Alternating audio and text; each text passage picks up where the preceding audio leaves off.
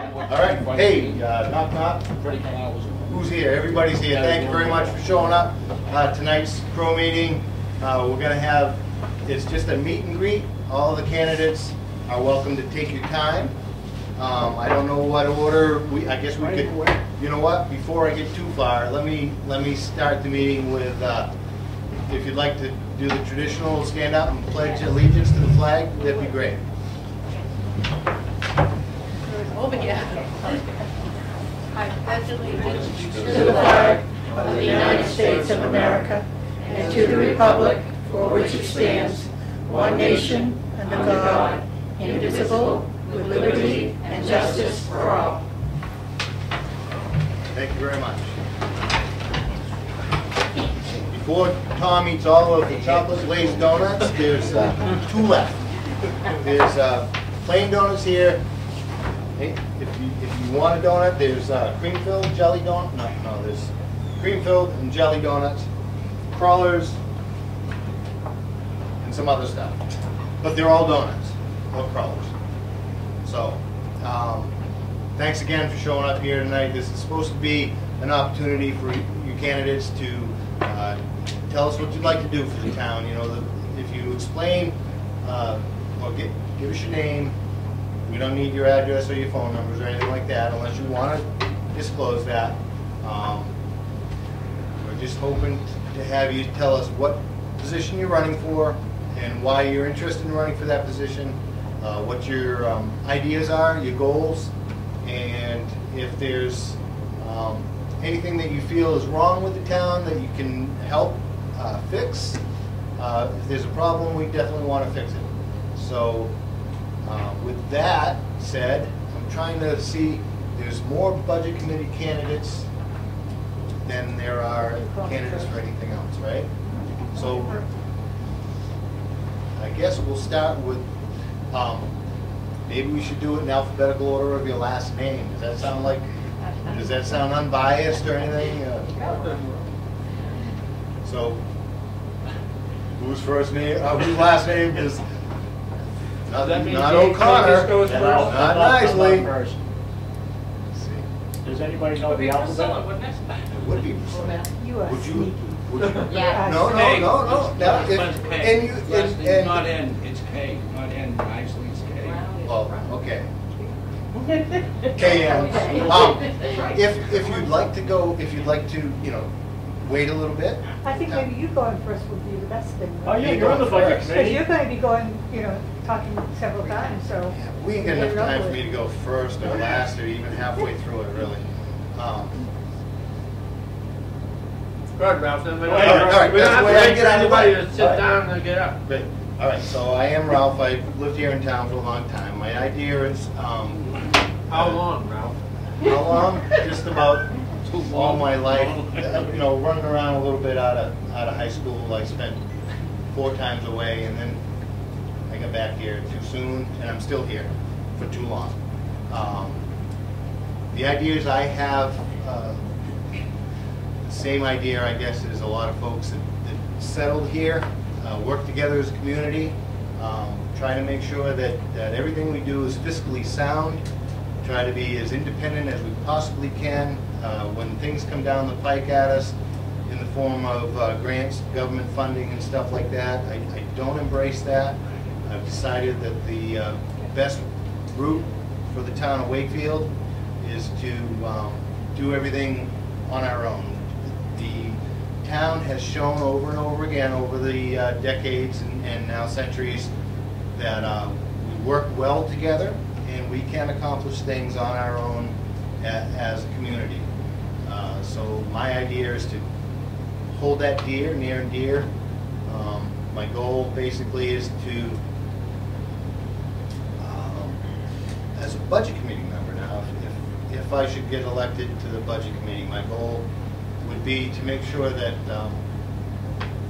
we're all working as friendly as we possibly can, keeping the taxpayer in mind, making sure that what we're going to spend in the next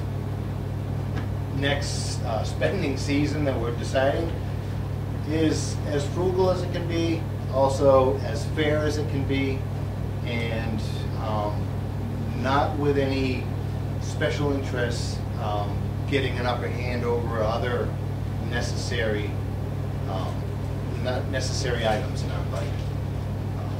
So I guess solutions to problems. I think the problems in Wakefield have diminished substantially in the last dozen years. Well, I would say 14, oh, my math, 6 years, 7 years, something like that. We're getting better all the time. So I'm not seeing a whole lot of problems. I can't offer a whole lot of solutions. But if anybody here has an idea that there is a problem and they want to point that problem out to me, I'll try to give you a solution. So now I'll open up the question and answer period. No questions? Next candidate. Thank you.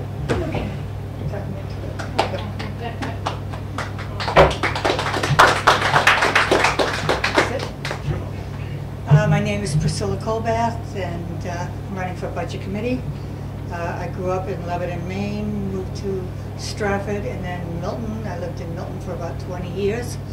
Then I moved up about 20 years ago to Wakefield. My husband was a teacher at Paul's School, so I was very involved with the school and the kids. And so I sat in the audience of school board meetings for 1.5 years, and then I ran for school board and was elected for a term, and then I ran again and was elected again. I left the school board, and there was an opening on the budget committee, so I put my name in, and I've been appointed to the budget committee last March, and I presently serve on the budget committee. I have a degree in accounting. What I'd like to do, see with the budget committee, we have a lot of new members or newer members than, you know, Howie and Danny and some of the ones that have been around for a long time. I'd like to have a workshop where we would look at both budgets, the school and the town, and kind of dissect it so everybody understands what the budget is. School budget can be very confusing if you don't know it, if you're not familiar with it. And I think that would help budget committee members to kind of have a grasp of what the budgets contain and what we'd be looking for. That's about it. Any problems you see that the town needs to address as a budget committee member? Not that I know of. I mean, the budget committee seems to run pretty well. I think it's just gaining knowledge of the budgets right now that would be helpful.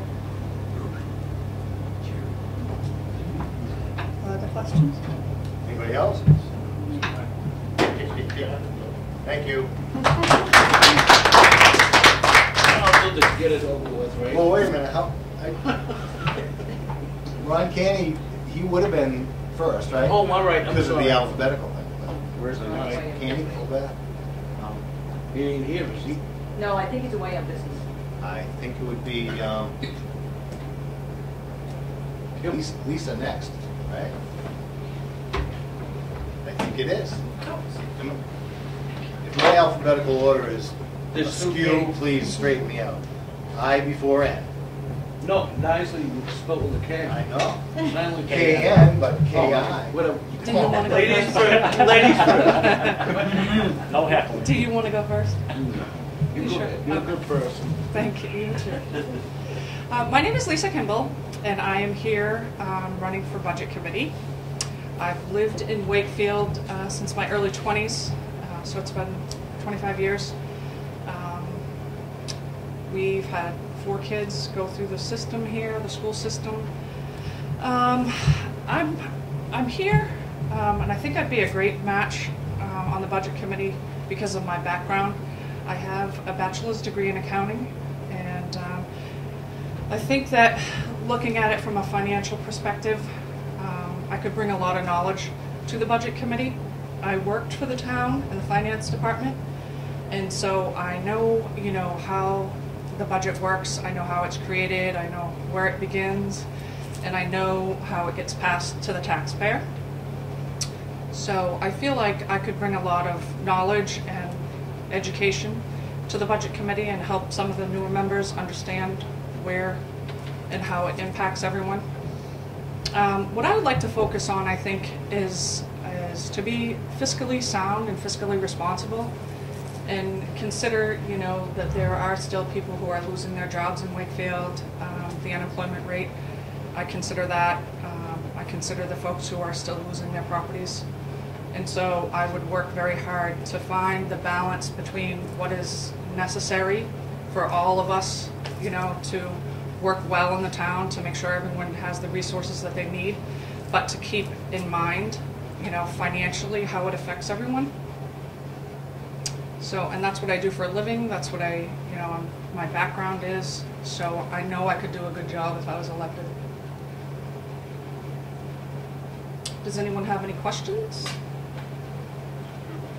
My standard question is going to be, do you see any problems in town that we really need to address and fix? Well, I don't think the budget committee could fix what issues that I see. You know, I see, like I said, I mentioned that I'm concerned with the unemployment rate, I'm concerned with people in foreclosure, I'm concerned with uncollected taxes. From a financial perspective, I'm concerned about all of that. You know, when the town issues their taxes and there's a majority that obviously go uncollected, you know, how does that impact us? Where do we get the money from? You know, we still have the debt. We still have, you know, all of the assets that we have to pay for. We have everything that we need to, and the tax rate is based on that. And so when we don't collect all the taxes that we think we do, that we think we need, you know, where do we make up for that? What do we do? How does that impact the next fiscal year? How do we plan for that? So as a budget committee member, I don't feel like I could, you know, solve the unemployment rate or help. Well, I suppose in the long run we could help, you know, the elderly or the people that are unemployed, you know, if we didn't burden them with a higher tax rate, maybe that they could pay their taxes, you know. And I'm not saying that I have all the answers. I look at it from a financial perspective. But is there one thing that I can think of that is an issue? I'm not really sure about that. Just the financial picture or the financial snapshot of the town. Anybody else with questions? Or am I the only curious one in the room? I'll say something. I know there's always a big issue about letting business come in town, and a lot of people don't want it in town, not down here, but for people to work. And it'd be nice if everybody could get the job back. Right, exactly. You see, that's one thing that we need to consider, I think, as a town. But you know, the budget committee wouldn't be responsible. That would be more of a planning issue, or zoning, but in, you know, you can't have, you know, a little community that only has residents if you don't bring jobs to them, because where do they work?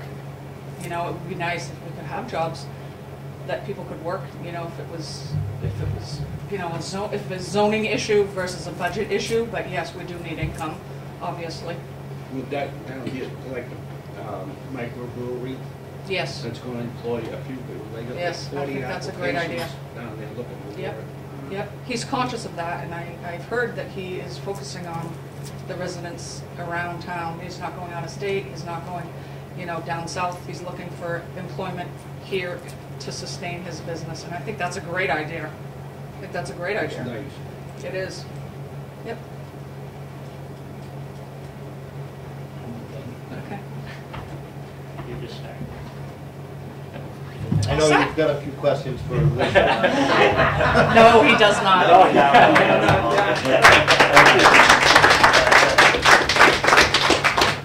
So Ruben, you're up next. Go to my alphabetical skills.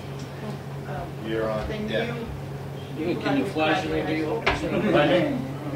Ruben's last name. Nicely. It's with the K. A-N. J, No, K, K-N. J, K, H-I, J. Well, we were doing the budget K. committee first. Oh, okay. I'm just trying to mess me Trying up. to So is it, And don't forget we got donuts. All right. Ruben, thank you. this is really the first time I get up in public to talk to people. Going out and talking to people in the store or the general public, I always hear people getting upset because the tax is gonna go flying high and all this, and I see the needs in towns, like the highway department. There's 3 things I'm only gonna mention. It's like the trucks need to be repaired. Police department, I support that very much. But the big thing, I hear people talk about the fire department spending too much money. And they've heard bad things about the fire chief, and certain people, not everybody in town. And that kind of bothers me when they're complaining about the taxes spent on more fire trucks, more police cruisers.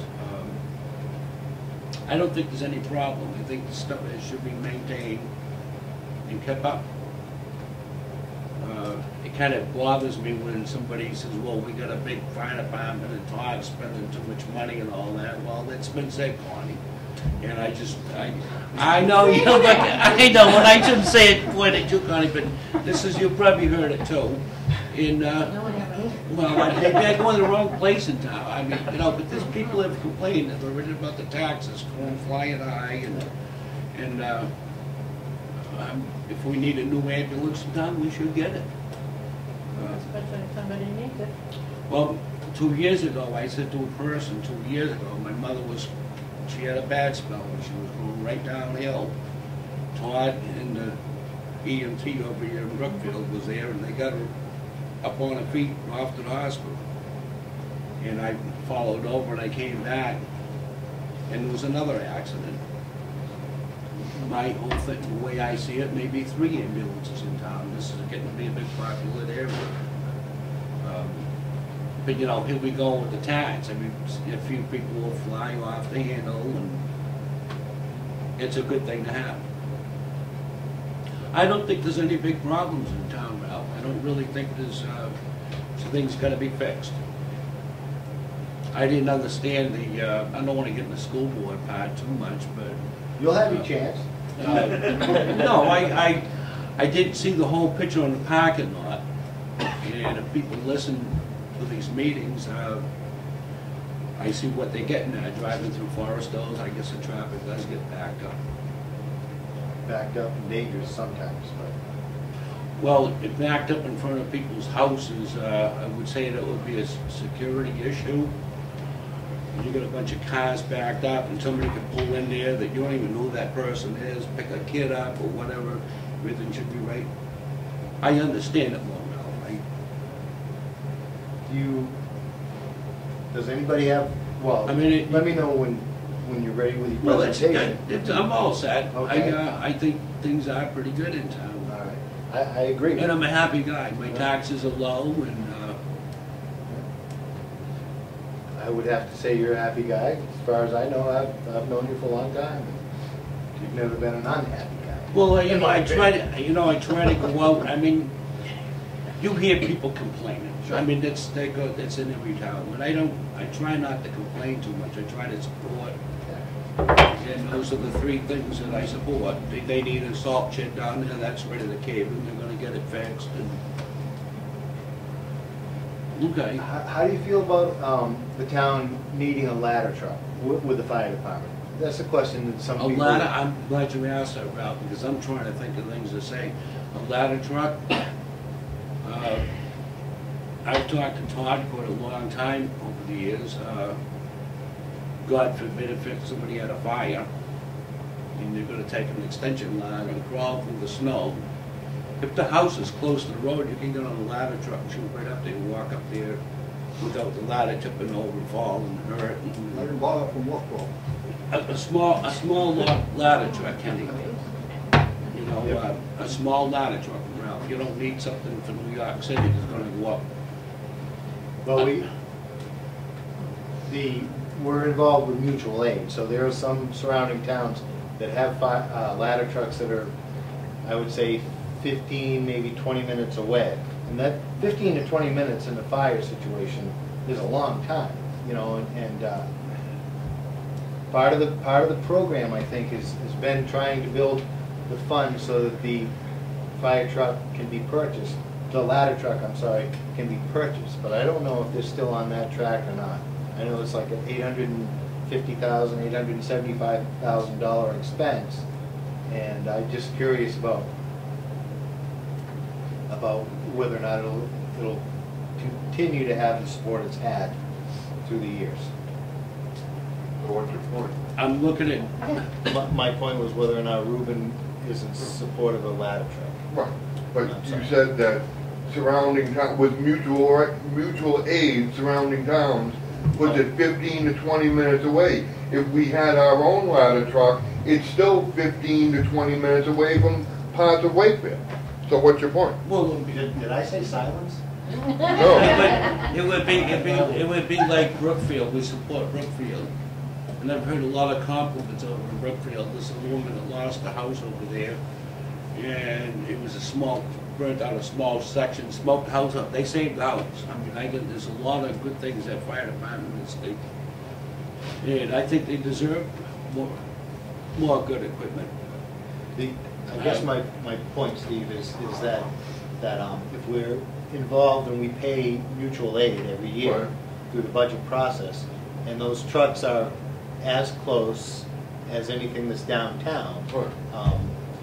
if we buy a new truck, a new ladder truck, do we need to continue to invest in mutual aid? Does it mean that this ladder truck can get down every single road where a structure fire may be?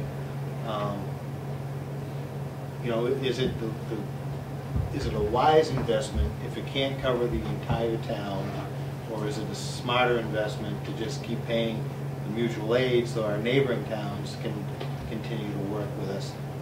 Can I ask another question? Absolutely. Do you need to fight the fire from above, always from a ladder, or can you fight it from, are you as successful every single instance to fight it from the ground as you are to, I mean, what are the statistics on these? The best way to fires? stop a burning fire is to attack the flames at the ground level. Okay, so would it be the sole use just for the tallest buildings in the town? Is that why we need a ladder truck? No, To it's reach al- to the small taller? fire No, truck. it's also a tanker. It's a big tanker. Yes, and the one we have now doesn't have any power. And if it's going up the hill, it may take 15 minutes or more to get just up the hill. Yeah, All the other cars passing, yeah. so it's Like it needs a double. better motor, you mean? It No, needs it's a- old. It's- Just Right. plain The weight is old. all- and It's old, it's it's rusting out. I saw it a talking. 69 or 65 or 67. 67. 60, somewhere around there. Oh, so this See- new one has the And- ladder. And it has a bigger Because the capacity tank. as a tank truck. Well, but it's That's the way it was explained to me anyway. and Okay. the new truck that the town's gonna purchase is not the ladder truck. It's a large tanker. Right, but it has the ladder, It's, doesn't it? Not that it may have ladders on it, you know, that are, Oh, that are, But I thought it was, it may be the ladder truck. I didn't think You it know what I was gonna say? I didn't think. A lot of, this is what I was gonna get at, there's a lot of people in town that will assume stuff, and they, well, the chief is doing this, and Todd's doing that, and how many times we should go down there and talk to Todd, Yeah. and see what's going on. Yeah. Not go in and tell them how to run the fire department, or the same on the highway department, go see what they got down there. That's what I was getting at, Connie, there's too much, Too much. every town has a little gossip, Oh, every town has a little, but not get fired up, come out here and talk to them, they're great people. So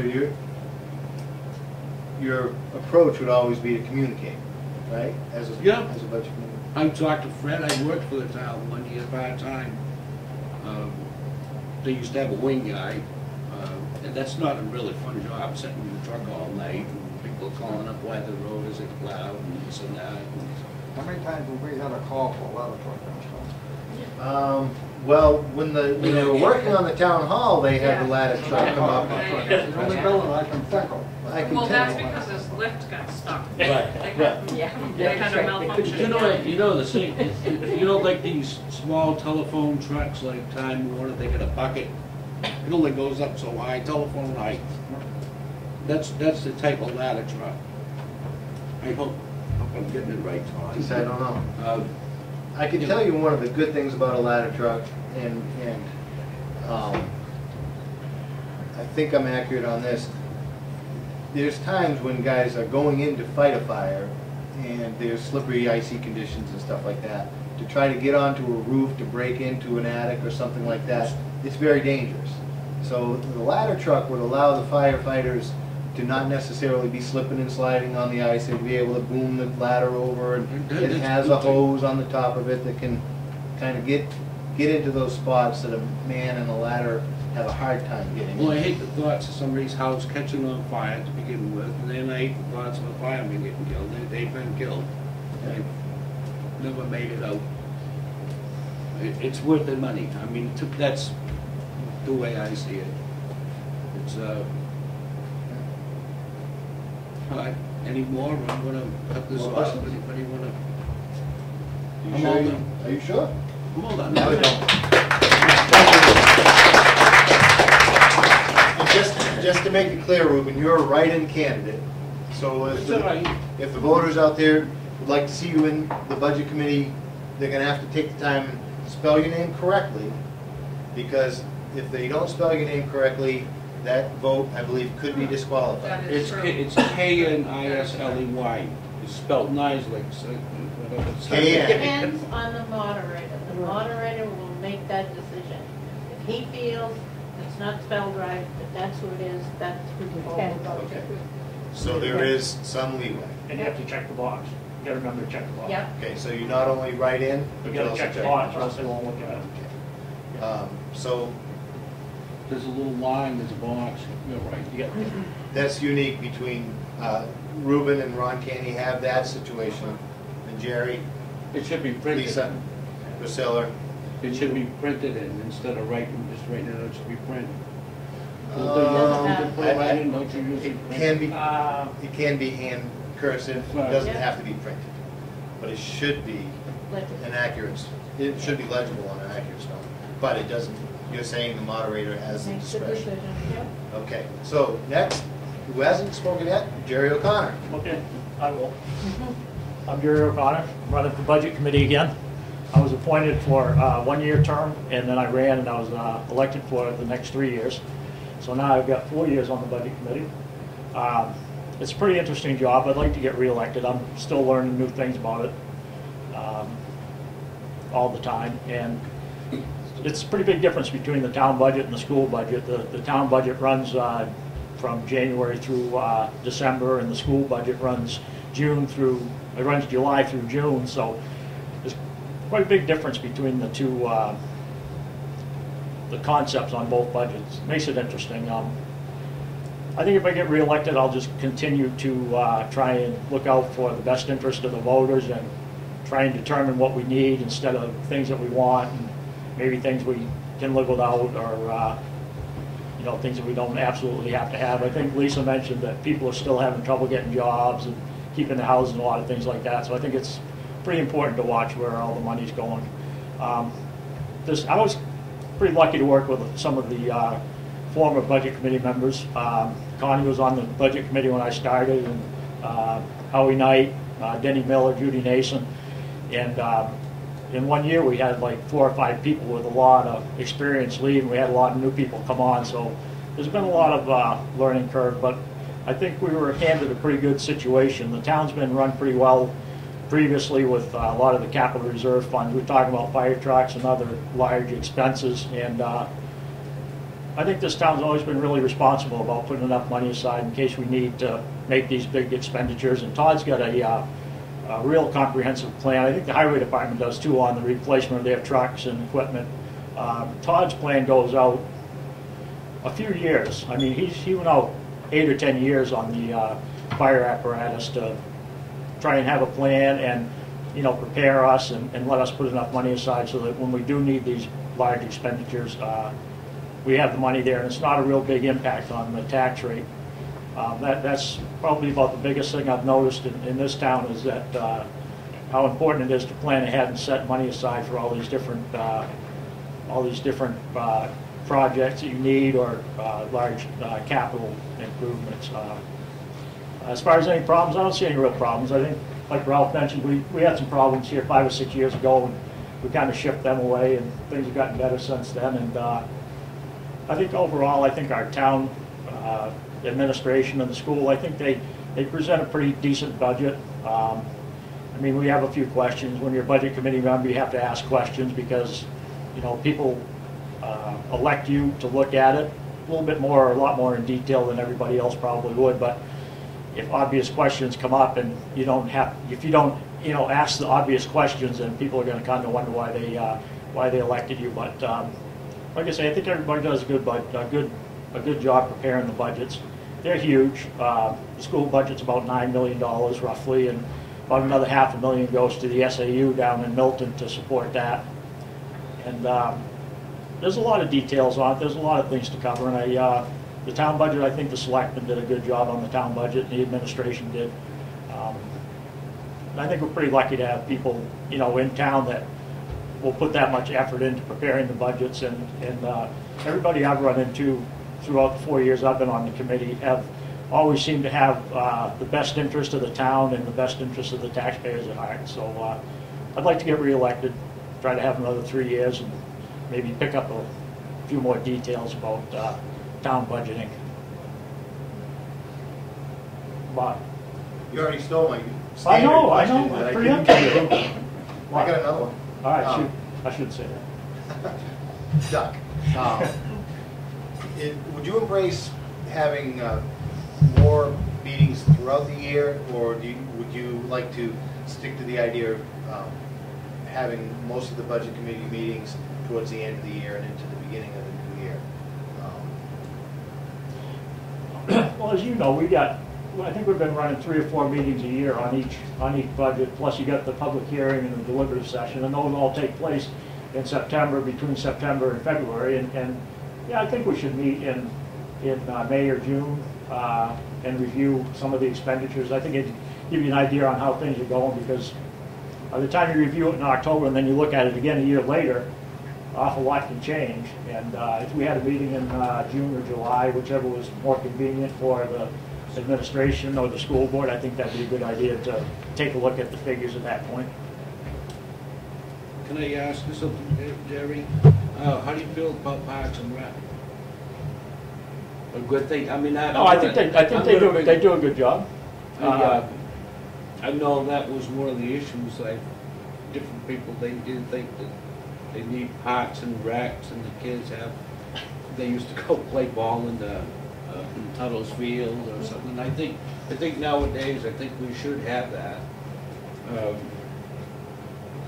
When I was talking, I think it was about 3 years ago, there was some big friction between the food pantry, Wakefield food pantry, I held down there. And there was a big argument where the money was going to come for the food pantry. Mm-hmm. We had a few people went to big uproar, and they thought our taxes were going to go high. If there was some money, how do you feel about some of the tax money? I know it's... Well, I think we support Parks and Rec pretty well now. We support the ball fields. I think there's a warrant article on the ballot this year, maybe $50,000, I think, for repairs to the ball fields down at the. But I mean, I want it, but it's steep. Is there any way that maybe people in town can get together and maybe kind of cut the cost? Equipment? Probably is. I mean, that's what I'm looking at. You know, like Lisa said, there's people losing their jobs. Yeah. Taxes. Well, the thing about the budget committee is you're looking at the figures when they're presented and making sure that, you know, there's not something that's, you know, way out of whack. As far as getting elected to advocate for one department or one cause, I mean, I don't think I would do that. You need to look at it objectively.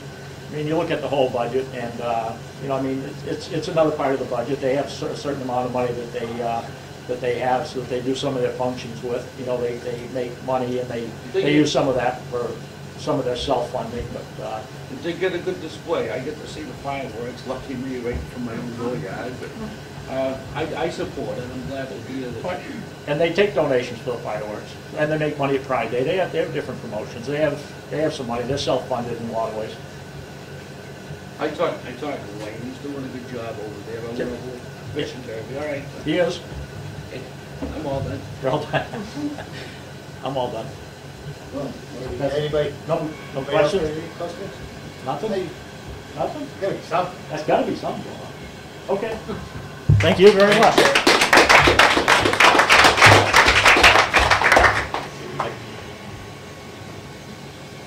I kind of started making noise, Jerry, while you're halfway in it, and then I realized how rude that was. You've always been that way, Ralph. I mean, I don't expect. Leave it to me to make a bunch of noise. Okay, so that covers the budget committee candidates, right? And the other contested race, I believe, is Rosemary Stewart is running for assessors. Yes. And welcome, Rosemary. You didn't get your jelly filled? Oh, but I will, I heard you have it. Yes, I did. Yeah. I did think so. After I talk. Hi, I'm Rosemary Stewart. I'm running for assessor. I'm a retired math teacher. I am coordinator and career counselor for the Gaffney Library Literacy Program, and we tutor students for getting high school equivalency and for active placer for college and really anything an adult needs in education. I'm running for budget committee. I think most people don't really understand their assessment. The assessment. Yes, assessor. Sorry. Right, assessor. I think most people don't understand their assessments. They are ultimately responsible for their assessments, not the town's assessors. So they need to check their tax cards to see that their property is assessed correctly. In most surrounding towns, the tax cards are online, and ours aren't. So I would like more transparency. I would like our tax cards to be on the internet to make it easier for people to see that their information is correct on their assessments. Also, I would like the public meetings of the assessors videotaped and the notes of the public meetings put online. I think this is the only committee in town that doesn't do that. I understand that there are private sessions where elderly would come in or someone who needed financial assistance, but that would be handled in non-public. All of the committees have both public and non-public meetings. I have researched and analyzed the assessing practices of Wakefield. I'm familiar with the state statutes and the Equalization Manual of 2006, which is the state's ruling on assessments. So I feel that I am prepared to use this knowledge to help the town. Are there any questions? Yes? I just wondered, if you go to Maps Online, they have, that's not the tax card? No. Okay. And most people think that. In fact, in the 2012 town report for the assessing department, I think you wrote it, it says in bold that that is a small amount of information regarding your assessment. It usually has a picture of your house. Mm-hmm. It has land, extra buildings, and your building tax currently. But it doesn't list the number of bathrooms, what kind of floors you have. On the tax card, it's two-sided. Mm-hmm. It usually has a diagram. It gives very detailed information on the building, the land, the quality of the house, much more detailed. In order to get that information, you need to go to town hall, ask Cindy to copy it, and it costs $1. It would Not be. for your own. Your own is free. I've always paid $1. Yeah. I didn't know that. I didn't know that. So it would be easier for her also if you had it online and you didn't have to go bother her, you know, about that. Would you have to employ somebody to do that, put it online, or? Yes, you would. And it would cost, okay, the taxes, we collect about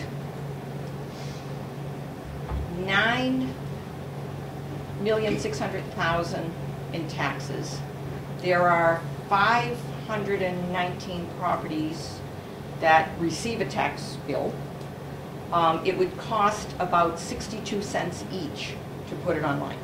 So that would be, and of course, I don't think the assessing department would be able to make that decision. I think you would have to go to the budget committee and maybe even put it in a warrant to do that. It's nothing. That's what's going to be my question, would have to be a warrant. Exactly. It's not going to happen right away, you know, but So it probably costs $3,000. around 3,000. Around 3,500. That's what it would cost. But I think a lot of people don't really understand their assessments. Yeah. And I think that would make it much easier for people to check theirs. And hopefully, between the assessment department and the budget committee, we can keep your taxes low. Yes? I'm really realizing from the old school, and I don't like the idea of my tax cards being online that anybody can look at. If somebody wanted to break into my house, if it's all online there, they'll know where the exit doors are, they'll know how, just exactly how to get in. And I don't like that one bit. But, bottom line, it's public information. Absolutely. It is public You can go in there information. and get it. It's public information. Is somebody It's- that's going to rob me going to go in there and get it? I don't think so. I'm not But sure. online, it's so easy to get into everybody's business. But online, they're not going to tell you where the doors are. The only thing there is a square, and it says the dimensions of your house. There are no pictures of doors or windows. There's On the nothing cards about there are. what you have in the house. That's Yeah. not there. But on the cards, there are doors, windows. All I've seen is squares.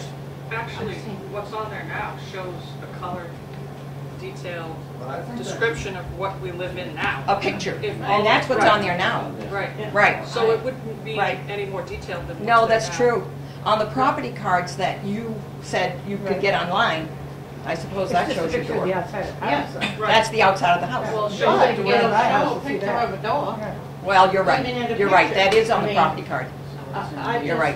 As I say, I'm really from the old Yeah. school. I don't like anybody going online and checking into my business. Well, I'm not advocating that someone goes online and checks into your No, I business. know you're not. I'm saying, and people have asked me, well, does that mean I can compare my property with someone else to get an abatement? It really isn't going to be that easy to do that, because abatements are based on market sales. You would have to look at every single property to figure out the market sales. You're better off to go to Cindy, Absolutely. get a list of the market sales, and absolutely. then compare those with your property. Yeah. That's not what I'm advocating. I'm saying you need to make sure that you're being assessed for what you have. Yeah, and I agree with that 100%. Right. But I don't like online. I really don't. Well, some of it's already Because online. yeah, I'm just Yes, really of the old I think there should school. be a That personal has to be choice. warned out, People but want you don't that know. sent to them, then they should request it. But I don't believe they should put that online like Connie said, and just Can I send make it. another in. Okay, It should be personal choice. right, If right. you go on MapQuest and Google Maps. That's right. Google Earth, You can Google see Earth, your you house. can. Yeah, you can Yeah, see your house. that's right. But that's nothing to do with the assessors. So I don't think. It's I just don't- already out Yes, there. to the floor plan. No, you don't see the floor plan. I know. Yeah. Your assessment and all that. Yeah. That's Yes. been. Well, it's kind of quite a along while. the same line what Connie was asking, but what I noticed was the cartographics, when you open up the card that's there, there's a section that you can look down and it goes back to, you know, when you bought your property, how much you paid Right. for it, when you put an addition on, when you changed your furnace, when you changed the light bulb. Why do they have to have, On cartographics, Why do they have that's to the have all property that? card that's on there now. yeah, why do they have to have all that information online? On cartographics, that's Are you talking the property sheet that you have right now? Right, Online? yes, yeah. I don't think it's that detailed. It is. Mine is, It is. It's Yeah. that detailed. yeah. It's got everything You have to when click you add on something on, when and you you can open do. that On your tax card, but not on, oh, It's what on do you do? the You go into the CIA. assessment? Yeah. How do you find it? I go, this is more documents, I think, and you Yeah. check, and it has a CAI cartographics. Right? And then incorporated. you can print that open card? up. You can open that up, yeah. And Now- there's a section, I mean, it's like when you bought your property and how much you paid for it. It is and- when you bought it and how much you paid for it. But then it has, the box above it just gives what you're assessed for. Right, well, It gives the map and lot number. Yeah. And it usually says if it's a camp or a resident or something like that. But I have not seen detailed information It's on there, that card. What the date was and when you did something. It's like everything you get a building permit for winds up being listed in that list and what the date was when you did it. So I just didn't know why they needed to have that information online. I think it's really for your own protection to make sure that the information is correct. And as far as like building permits, that type of thing, Yeah. I think that protects you and protects the next buyer. I mean, I'm not against people getting a building permit and doing that officially. Oh, no, I don't mind getting a building permit. I was just surprised that there was so much detailed information available for anybody that opens it up and looks at it, you know. But Yeah, but I it's mean, just, maybe it's just the way things are nowadays. yeah, and you know, you can Google, you can find information on Google anyway. Yeah. But most people are surprised when I say they are responsible for the accuracy of their assessment. They really don't know that. That makes sense. Well, I could see having the assessment there more than I could see having all this other. Well, but you've got to know what you're assessed for. Right. So if you just get a blanket amount, you don't know where those numbers come from. Yeah. All that's what we get. That's right. I guess we get. Yeah, so you have to know what they're for. Yes? Specifically, how would you educate the public about their tax code? What steps would you take to educate them? I would have public meetings of the assessors taped and the notes online so that the public would understand what the duties of the assessors are and how they operate. And I still think that it would be reasonable, most towns do it, to have their tax cards online. Yes? What assessing company does Wakefield actually use now? Avatar. They use that. Wakefield also uses They use Avatar.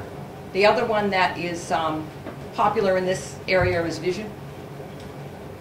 There's really only two that seem to be used in this area. Are you satisfied with Avatar's performance? It's not perfect, but I would have to look at the cost of Vision and what, you know, and what they offer, because that's another balance.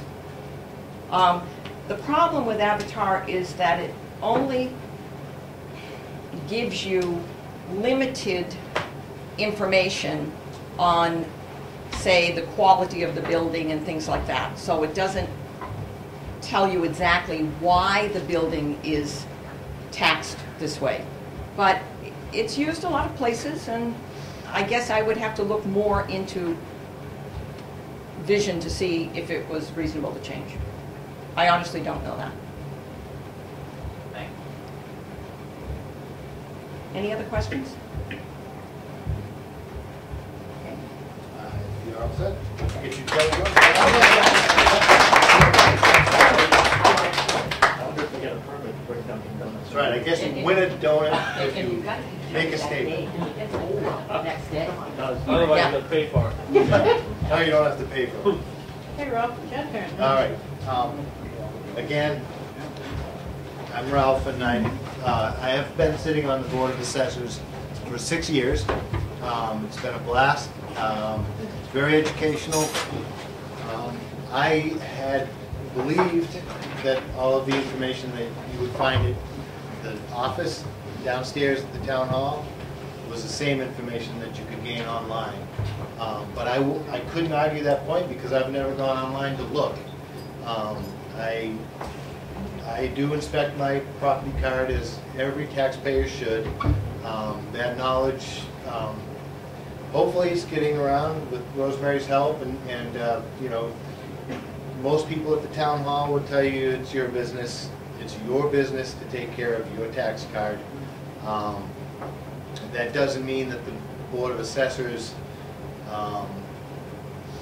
wouldn't do the right thing by making that statement over and over and over again. I know that the board currently works very well together. I know that on issues of elderly exemptions and things like that, hearing it, we would have to go in a non-public session. Our meetings have traditionally been 9 o'clock in the morning on the third Thursday of the month. We've always welcomed the public to come in and sit at these meetings. I think Ms. Bickford does a pretty good job of doing the minutes, getting them on, at least in the books here at the town hall. I don't know, I can't say again, I don't go online a whole lot for a whole lot of anything, including searching for the minutes. So I wouldn't be able to argue that point. I think that the town is in pretty good shape. The budget committee, the board of selectmen, the board of assessors, all of the departments, they work to keep everything within their limits. And I know that the second year on the board of assessors, I questioned why we were paying X amount of money for an assessing firm, and it hadn't been going out to bid. And the answer I got at the time from the town administrator at the time, I should say, was that we're in a multi-year contract. So my peers and I on the board decided to put out an RFP for our assessing firm. Our assessing firm is Rod Wood, and we were able to contract Rod at a savings of somewhere around $18,000. The old contract was around $75,000, and Rod comes in and he does the work for us for $45,000, and then has a $7,000 additional fee if we have a measure that's, the term is escaping me, but it's called market analysis. Not a market analysis. No, it's basically, it's kind of like an audit, where he makes sure that everything he's doing is up to date in like a market analysis, but it is not that. It's called 3 minutes after we all leave, I'll come up with the right word for it. But there's an added responsibility if the Board of Assessors need or feel the need. Statistical update is what it's called. I'm sorry. Took me a long time. So that is done for an extra $7,000 on top of the $45,000. It hasn't happened yet since Rod's been our new contracted assessor.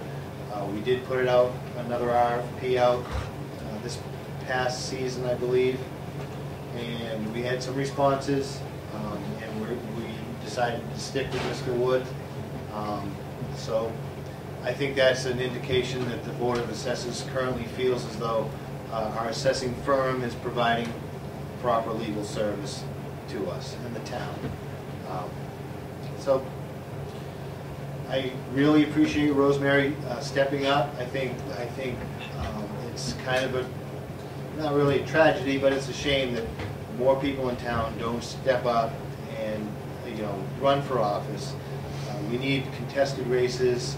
We need different points of view. And we need. I think the end result with many different points of view gives you a better product. So thank you for running, and I will take questions. Just one question. Okay, I know that you don't go online I know. more than I do, but what I wanted to know was, and maybe Rosemary can answer this, say if I got an elderly exemption or a veterans exemption, is that on those cards for anybody to see? No, your assessment's your assessment. In fact, town buildings, churches, property that does not pay taxes on the card is what they're assessed for, not Right. So, no, it would not show up. Thank you, Ralph. Oh, I'm sorry. No, that's all right. Thank you. That's true. Can I ask a question, please, Ralph? Yes, I'm How sorry. do you feel about putting all of this information, additional information, for the world to see, some of which that could be considered personal? How do you feel about putting that online? Obviously, your opponent wants to do that. Well, I think that the card speaks volumes. I think the card tells anybody or everybody what they need to know about a particular parcel. I don't agree with, exposing every taxpayer to the world. The town it's close-knit. During operating hours at the town hall, all of these cards are available. Online, they're available. I don't know, taping the meetings, exposing, the way the Board of Assessors operates, I think that's a good concept, and I can tell you that we have recorded assessors meetings in the past. Somewhat mundane business, but there's a lot of things that we deal with that should not, in my opinion, should not now or ever be shared with the greater world. There's some things that just there's people out there who capitalize and endanger folks with the information they could get. Not any information that's available now. So I'd rather keep it the way it is now, as long as it's giving you the same information that is pertinent. How do you feel about spending the extra money that this would cost? Do you feel that it's a want or a need?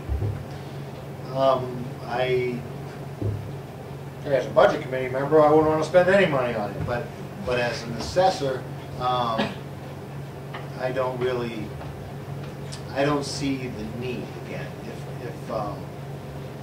I guess if it was on a warrant article and the town's people wanted to spend the money, and they expressed that via the vote, I would listen to that and I would say that's what we should do. But I don't think that the Board of Assessors really wants to spend more money than we have to at this point. I know that we've been saving some money over the years. I can tell you that when I first got on the Board of Assessors, it was a free. The Board of Assessors volunteered. A few years earlier, they were making a stipend. I brought a little 10% more. It used to be $1,000 stipend. Then it was done away with around the same time that the selectmen were getting substantial raises. And there was an effort to abolish the Board of Assessors. And I believe it was 2007, we had an interested person in town wanted to save that Board of Assessors. She ran, was successful in getting elected. The next year I ran with the same interest to save the Board of Assessors. The townspeople said that they wanted to keep the Board of Assessors. Second or third year into it, I saw where the stipend of $1,000 that was afforded the old boards of assessors, there was reasons for that, and I basically beat up the selectmen and I made them give us $600 a piece. So I did kind of create some cost in that department, but only because I felt as though it was a fair and warranted item. Thank you. Yeah. That's the dark side of me. Go ahead, Jack. I was wondering, we have 1,000 acres of property in conservation in town and maybe 10 or 11,000 acres that's in current use. You have any idea how much that might cost the town in taxes? I mean, that other people have to make up the taxes on those properties that aren't generating very much revenue? Well, I can't give you the actual numbers, but I do know that there is quite a bit of conservation, current use properties. And they generally pay about 18% of its true value, taxable value. So, you know, current use is a good thing. It's a good tool for property owners to save money and maintain their property as it is. You know, usually open space. I don't agree that when you convert your land out of current use into a new use on the property, I don't agree that 100% of that money should go into the conservation fund. You know, I guess 50% to me is still a pretty big number, but the idea of conservation land and current use, it's been a snowball that keeps growing, you know, and it does affect everybody's taxes. Here in Wakefield, you know, I think you'll agree that we have a very livable tax rate. It's one of probably the nicest tax rates in the state of New Hampshire, and so I guess if all of the land came out of current use and all of the land came out of conservation, we'd have a tax rate that would be probably a third of what it is currently. Yeah. Well, I mean, the current use land is like open space, fields, trees. That wouldn't have much taxable value anyway. But the conservation land always seems to be waterfront and water related. It always seems to be close to water bodies. That would be seems like that would be substantially more revenue, you know, for waterfront property. Closely. Yeah, I'm not sure if all of the conservation lands are waterfront property.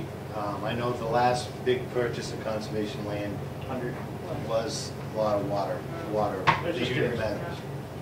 Thanks. I know for about a 10-acre, 12-acre current use, $150 is taken off their assessment. So if you're saying your assessment, your tax rate's $12, you know, you can figure what the town is losing. But I really support current use and conservation because it keeps it looking like Brookfield. It keeps it open. This Wakefield. Wakefield, I'm sorry. Yeah. Well, we like Brookfield. Yeah. Right. I'm sorry. Good. But you know, I think that's why we're here. Yeah. Also, the more development, the more houses and the more children, the higher your school budget's going to be. So economically, it's smart to keep conservation and open space. And if you want to encourage business, then hopefully you would have people come to this area for the open space and the conservation. And I think it's a big benefit to the town. You know, you are losing taxes, but in a long run, it's a benefit. That's fine. Thank you. Can I bore you with anything else, please? No other questions? Again, thank you, Rosemary, for running. So now we're going to go, the next candidate here is a school board candidate for 1 year. Norma is running as another write-in candidate, so we want to make sure that we understand how to spell your last name. J-O-Y. J-O-Y. Joy. Norma is N-O-R-M-A-Y, M-O-U-S-E. Thanks, Ralph. I'm sorry. Don't try. That's not one word either. It's two separate words. I'm currently on the school board in town here. I have been for part of a year. I hope to be reelected so I can continue to work with the school board that we have now, try and make positive changes. I'm still learning, still confused and still learning. That's about all I have, guys. You have children currently? I don't have children currently. All my kids went through the Paul School, graduated from Spalding. But my grandchildren will be going to the Paul School next year, 2 of them. And I'd like to be able to continue to serve on the board.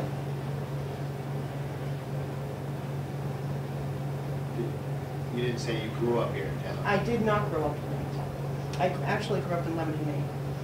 And part of my family lived in Sanbornville. As I was growing up, I would come up here during the summer and visit with my family, and then eventually I just moved my family up here.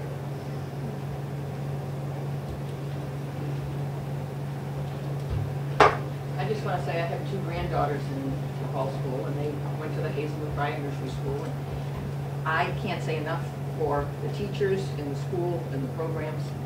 It really is a very good experience. You'll enjoy it. Well, it was a good experience when my kids were in school. Yeah. The hall school was great for them. Yeah. I was at the school a lot. I was always volunteering and going on field trips, and it was pretty open. And I'd like to be able to keep it that way and still be involved. There's something I wanted to ask. A few minutes, I'm roping again, you don't mind me asking. No, go ahead, Logan. Ralph was talking about non-public stuff. And I'm trying to say this in a way because I don't want to get anybody stirred up here. Going through the whole newspapers, what's happened in the past, the stuff that should be non-public was brought out. I'm not going to get into any particular issue.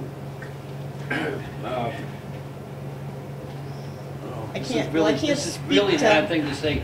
What I was going to ask, actually, Ed, the right to know law, should this stuff always stay non-public if it's a personal issue with a certain person or something that happened to somebody over in school, you want to protect them, or a kid or whoever? Anything that has to do with a child should not be made public. Or a person, at all. Or a person. Or a person.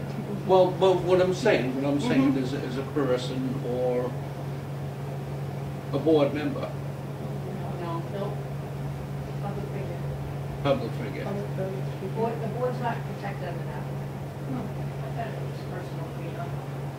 Well, yeah, and I don't want to mention any names, just see what I'm getting at, but you know what I'm saying is, The board has to be dealt with in public. Any elected official is subject to public scrutiny of their actions, especially if their actions are conducted as a public official.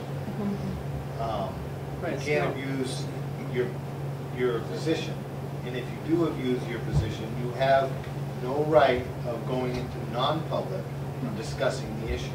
You have to discuss your behavior in public because you're an elected official. okay, So if I robbed the bank, yeah, we could discuss because that. what I was saying is, sometimes if somebody did something wrong in town or was I'm not going to talk about now, maybe 20 years ago, somebody did something that was on the board. And it gets around and stories get stirred up, and believe me, I go in the wrong places in town. Just things get escalated and get sugar-coated. Well, I heard this person did this and this and this and da-di-da-di-da. I've heard this at a friend's house. I mean, that's... well, where does the, when you're talking about a non-public thing that's supposed to be non-public, Ed talks about the right to know law. See, I'm kind of putting it in that order. Maybe we should have a right to know about this. You've heard of the right to know law? Yes. Okay. Yes. Do you want to know if I robbed a bank or anything? I mean, is that... No. I'm not sure where you're going with this. What I'm talking about is non-public, is supposed to be non-public, and then when somebody comes up, or a person wants to go up and find out non-public stuff, they have a right to know non-public. I don't know, you're gonna throw something in there, Red, and help me, because I'm reading in the paper that the right to know law. When it's released, the not from information, you will hear about it. What's that? When a non-public information is released. Oh, all right. Actually, you know what I'm getting at. You know what I'm talking about. Yeah. Okay. I think Connie may have the answer to this. Connie, can you give us the answer? They have RSAs that they have to follow, and they also have policy.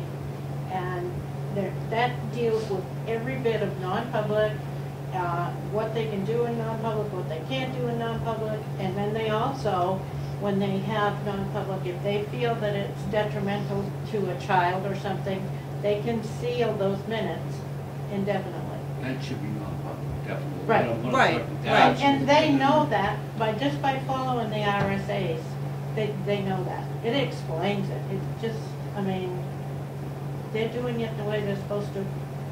Yeah. Like I say, I can look here and we're gonna, Ruben, I can tell you that Thanks, Connie. non-public minutes, if there's not a motion to seal the non-public minutes, usually they're released within 72 hours. Right. So, Yeah. And anybody can see them. Anybody when can you're see them. done discussing issues in a non-public meeting or a non-public part of it, if there's business discussed that doesn't defame or hurt a child's position or something like that, it doesn't have to be seen. You know, there's a lot of decisions that are made in non-public that should be shared within 72 hours. Not every non-public meeting has to have somebody make a motion to seal the minutes indefinitely, 6 months later, whatever. So hopefully that helps answer your question. okay. I would look at, there's another thing that I didn't like is keeping the school security non-public and stuff that you people have a plan over there, and I respect that thought. That is a good thing that maybe the public shouldn't know a lot of this stuff. That is another thing I was, Yeah, we try to keep it that way. It's security. Nobody should know all the ins and outs. because there's too many people getting in too many people's business. Exactly, nowadays, all exactly. right? Too much can be accessed online. I don't have a computer. Following up what Connie said, nobody's gonna, I don't have a computer. I'm not gonna, okay. I like that. Anybody? Ed? You're basically pretty new to the board. Yes. Do you feel that the school administrative unit explained to you enough about the Common Core standards? I think Common Core needs to be looked at.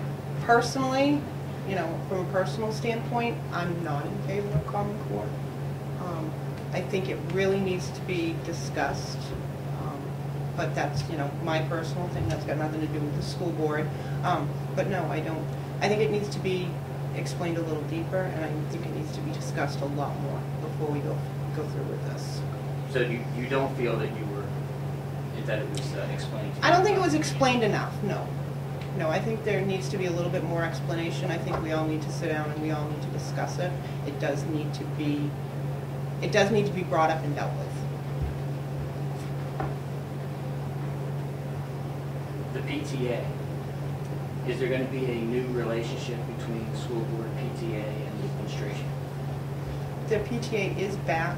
We do have a PTA again. They are, I'm not sure when the meetings are, but I know that they are working on that. That was something new that they brought back in this year, and I think they're doing a pretty good job from what I understand, from what we've been told, yes.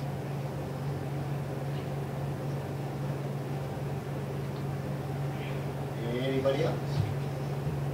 Any more questions for Norm? No, I was gonna ask about the Common Core. I heard that on TV. Is that? You don't want to know about it. Well, no, what I'm saying is it sounds like, before you buy something, you wanna really read the contract or before you You sign really into want, what. yeah, you wanna But take a then good once look you at sign it. it, you're stuck with it. Right. Okay. Good, keep an eye on it. Anybody else? Anything else? Thank you, Norm. You're welcome.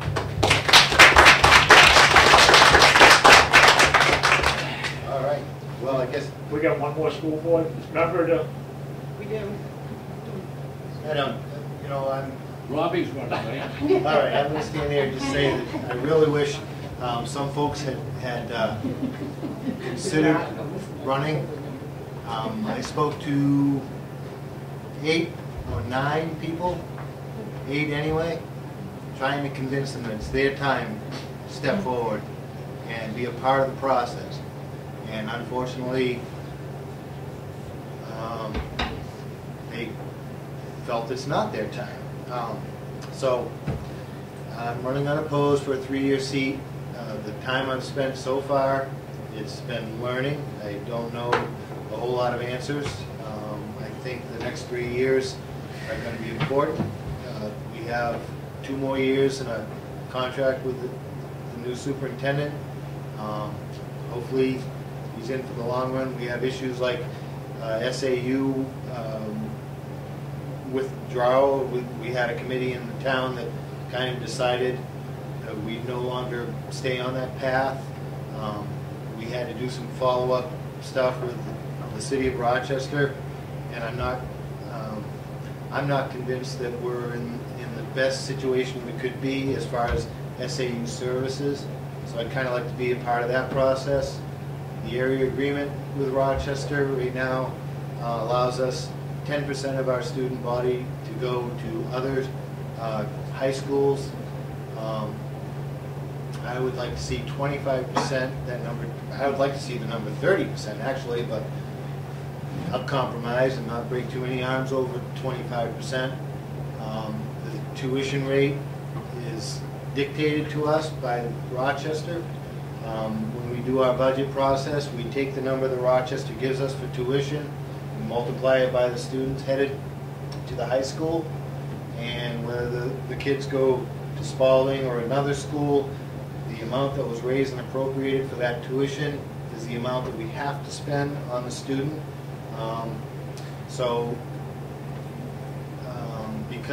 Because that's the way the voters voted. So those issues are things I'd like to see through. And I was lucky. I consider myself lucky to be appointed for this past year, and I would consider myself pretty lucky to be.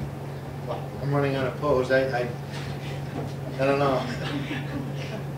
I guess I would be lucky if I get a lot of folks voting to show me that they have some confidence in my ability to serve as a school board member for 3 years. That's it. Any questions? Thank you. Have a question. No, wait a minute.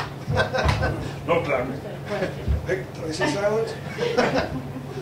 Ralph, a couple of things on my mind. It's my understanding that we actually at the Paul School have declining enrollments and have had for a number of years, but the budget keeps going up. Yeah.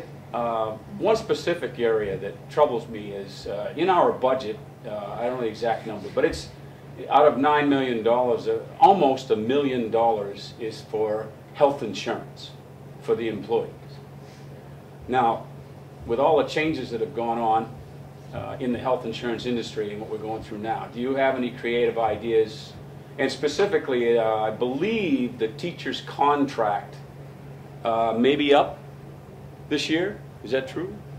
Oh, maybe you know. I think there's 1 more year. 1 more year. Okay. I believe so. Do you have any ideas about how we might approach this this expense that far exceeds, you know, it goes up, say approximately 10% a year. It's just breaking us. And do you have any ideas of how we're going to wrestle with that in the future on the new contract? My idea, I can tell you, is totally unacceptable. It's not going to fly.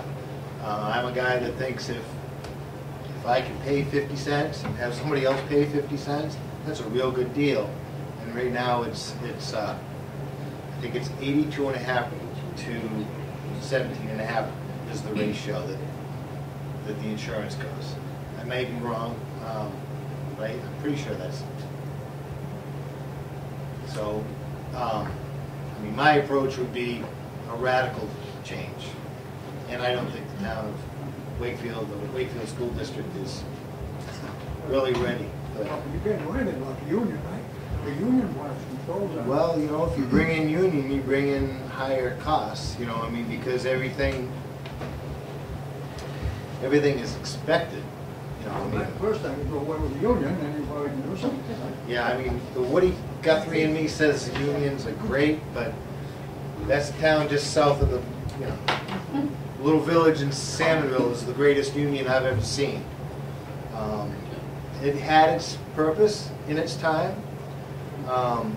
Like any bureaucracy, it's out of control.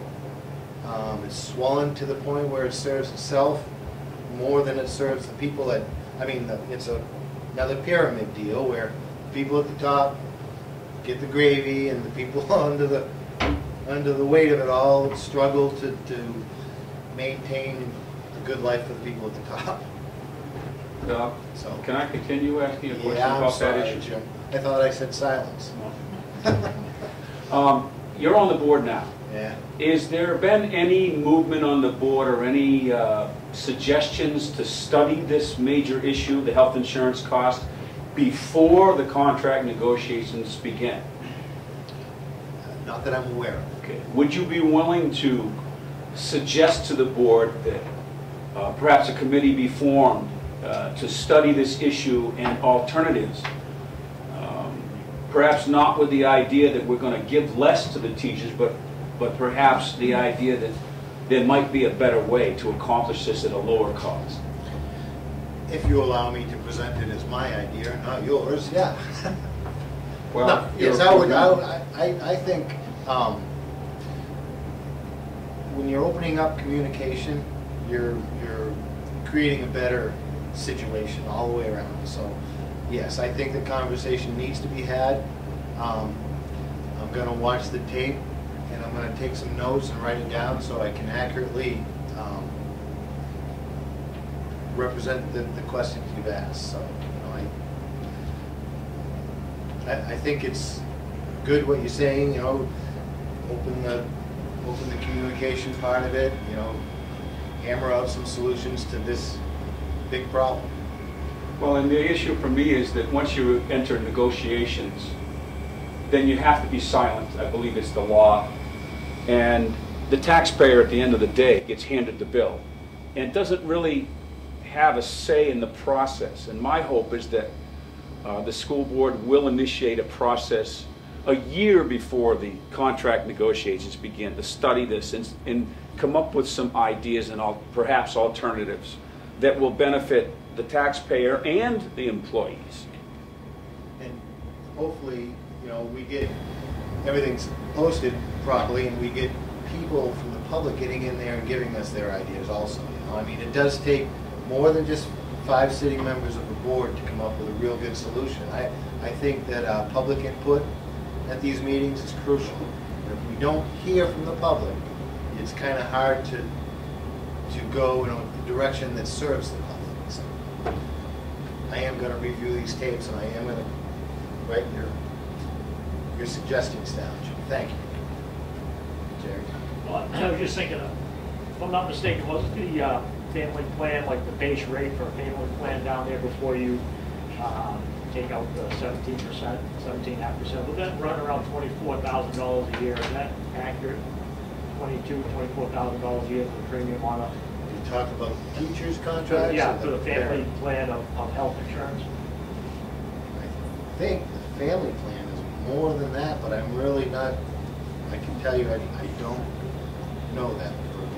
I don't know those numbers. It just seems high, if I had, $2,000 a month in health insurance, seems like a lot of money to spend on health. Yeah, again, it's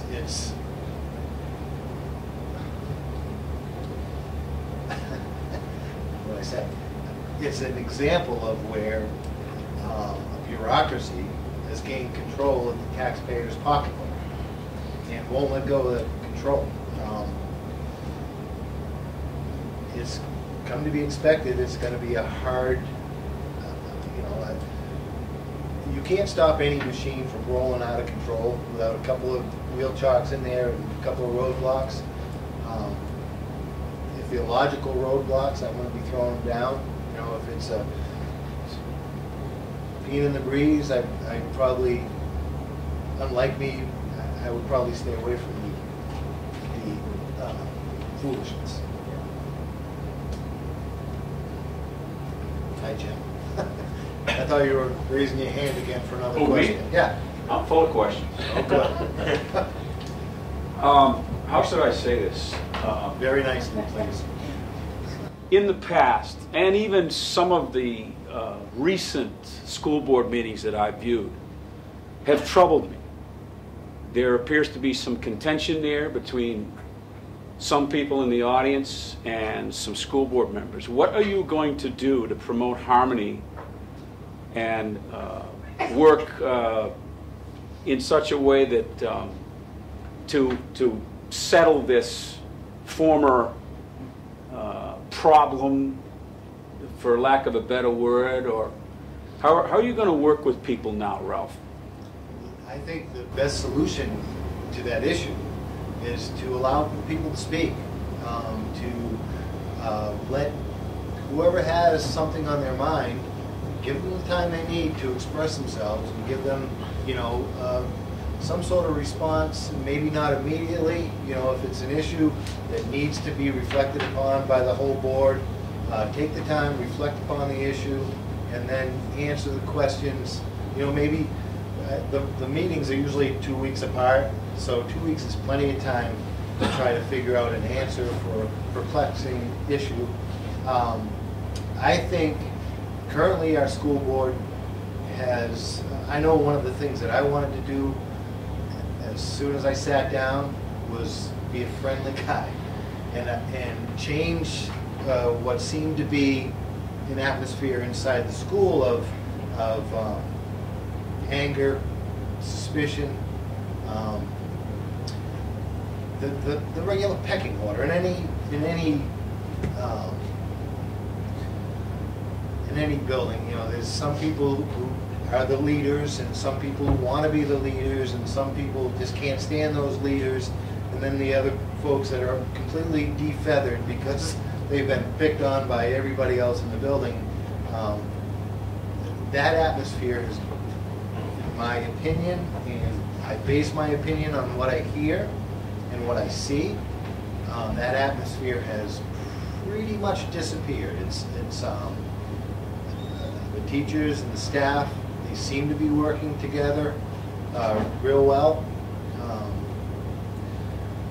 Not a whole lot of long faces anymore. So I feel good about that one mission that I felt I was on, to just bring a friendlier atmosphere, you know, less stress and negativity.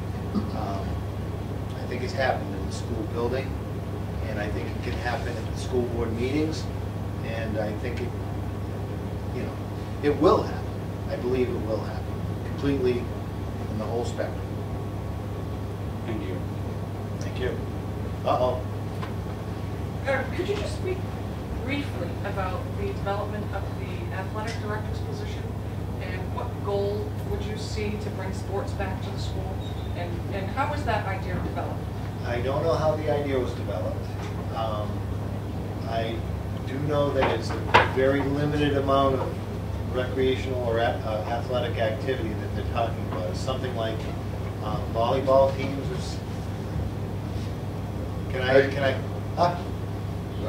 Baseball, softball, soccer. It's everything that the Parks and Rec does? No. I don't think so. It's just baseball or softball and soccer. Those three things. No volleyball. No Don't listen to volleyball, me. no badminton. No horseshoes. I don't know when the idea was conceived, and I know that there was money set aside and appropriated in the budget for that activity. I don't know where it came from, you know, and I don't know where it's headed. I thought that the Parks and Rec is a department that serves its purpose. It seems like it's swollen up. It's another one of those things that, you know, there's not a whole lot of shrinking. It does definitely seem to grow. I think athletics and physical activity is crucial to the health of the kids. You know, not just academics, but their health. So I like to see athletics in school. I can remember playing a game or two over there at that Paul school. So I don't have a problem with there being an athletics program at the school. No, I wasn't suggesting there was a problem. I was just wondering why we did have those programs in the school, they shifted to Parks and Rec, and now it seems like there's a shift back. Yeah. I was just looking more for information and the idea and how it was developed or why, or what benefit would there be, or what are the pros and cons to having it at the school versus Parks and Rec, or vice versa. And it seems like, it doesn't seem like a lot of money to fund at least 3 sports. 3, baseball, softball, and soccer. Boys. It doesn't seem like a lot of money to fund that. So I'm just looking for more. I'm not sure if I mean, I don't know if the Parks and Rec has an abundance of kids is that what it is? Maybe there's so many kids that are involved at the Parks and Rec level. You know, there's other kids that aren't playing because the team rosters are filled out. I really, I saw it in the budget process. I didn't have, you know, concern about it because I thought, you know, the kids are out there playing volleyball, but it has nothing to do with volleyball. I thought it would be a good thing. So, sorry, I'm not much help on that, Lisa. That's okay. Connie. Is there any chance that you will ever change your meeting time from 5 o'clock? That's the dinner hour at our house. I can't make any of the meetings. And a lot of people have spoken to me about it part-time. It's very possible. The issue, the reason why we have the earlier hour is to try to get the administrators and staff home early, so because they have to get up early and be there serving the kids. That's part of their job. It is part of their job. Yeah. And I think now, the way this current board is operating, it may very well be where we can go back to a 6 or 7 o'clock meeting, because I think would help, you know, us, like me. I work till I don't work, but I like making the most of the day. We're having much shorter meetings now. There's not a whole lot of reasons to see meetings going 2-3 hours. So if we brought it back to a 6 or 7 o'clock time, that would be a decision made by the board, and certainly would help attendance, I think. And I think we could still, I mean, there's been times where we still take a couple hours to do business, so I guess just me staying awake, somewhat paying attention, it's got to be before 9. Sleep by 9. You mean you're not up to watch the 11 o'clock news? No, sometimes I fall asleep in the 6 o'clock news.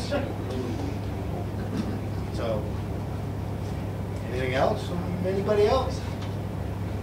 Yeah, I have one more. Okay. They're talking about soccer or whatever. What grade levels do that? I believe isn't it open for all the kids in the school? Oh, No? 6th grade. 6th and up? Fifth. 5th and up? Do I hear 4th and up? They said 7th and 8th. They pay attention. So, 6th or 7th? Which one is it? 7 or 8. 7th and 8th graders. Another question. How is the new food service working out? I haven't heard a lot of complaints. I have seen a few pictures with some skimpy portions. Yeah. I wouldn't be happy if I was eating that a little bit. You know, I come here to get a big plate of food. I guess they're doing everything they can to keep the costs down. They're doing everything they can to make sure that there's less waste. You know, I do know that part of the discussion has been a child might change his mind from the first time he ordered, the child ordered a meal in the morning and said what they want, then by the time they get to the line, they decided they'd rather have something different. So sometimes, because it wasn't planned, it's not available, and the kid may you know, walk away crying and with an apple and a piece of cheese. I really don't know the situation I think each kid that goes through that food line should be able to choose at that food line, you know, what they have. But I do see the logic in trying to plan the situation out so there's less waste. Is it? All right. Go ahead, Connie. Do they pay for their meals back? Does the school make money back on the? There's some programs where children are helped with their meals financially. Right. There's other students that come in, they pay the same price every other child pays. So you're getting some revenue back. I think there's funding for that also that comes through. We used to buy lunch tickets on the Kings. We went to Wakefield and I think it was 50 cents for lunch. Really? Yeah. Cheap. Yeah. You're going to get But you ate everybody else's lunch. I remember. I didn't go to Paul School. I came up here, 8th grade started. I never got to Paul School. But I would have probably stuck in your lunch bag, see if you had an extra apple or something. I know you always took the chocolate milk.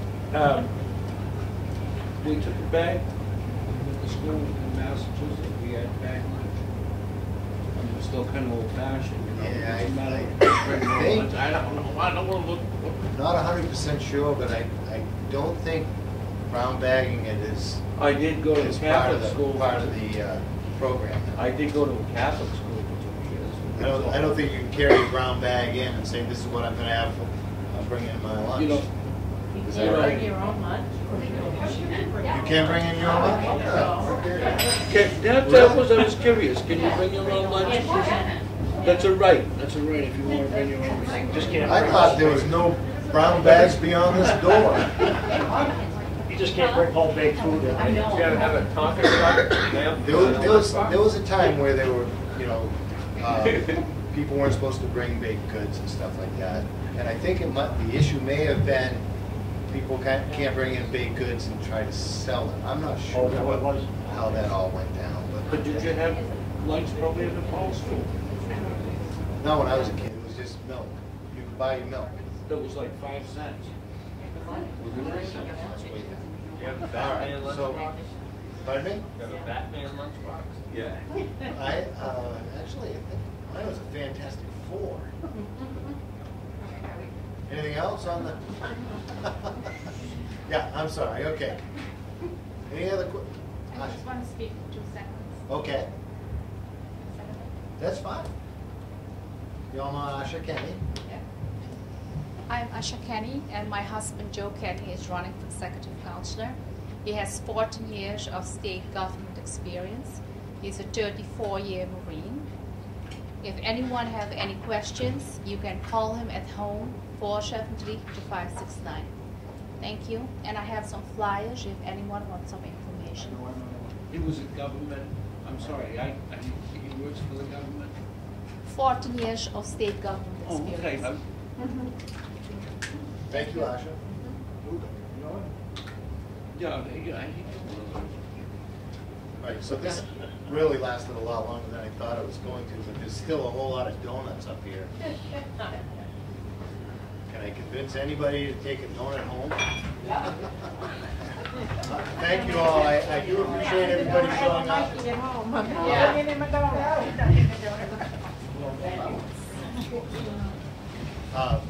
Good luck, everybody.